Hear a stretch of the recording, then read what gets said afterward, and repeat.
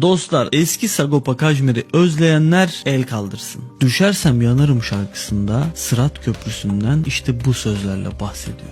Cicik ip üzerine koca ayaklar bindi, nefsim içime sindi.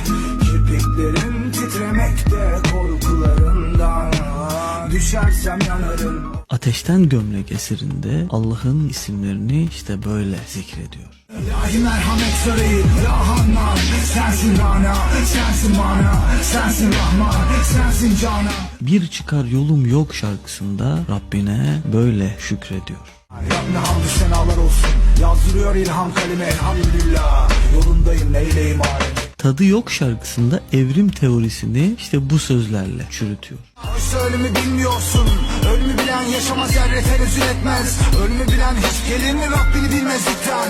Onlar evrim dediler, bu yaptıklarımız devrim dediler. Ahsek asma kedi işesin efendim, her şey kader. Bu imtihan bir seferlik, bedenin kağıt kalemin amel. Özledik mi eski Sagopa'yı? Hem de çok özledik.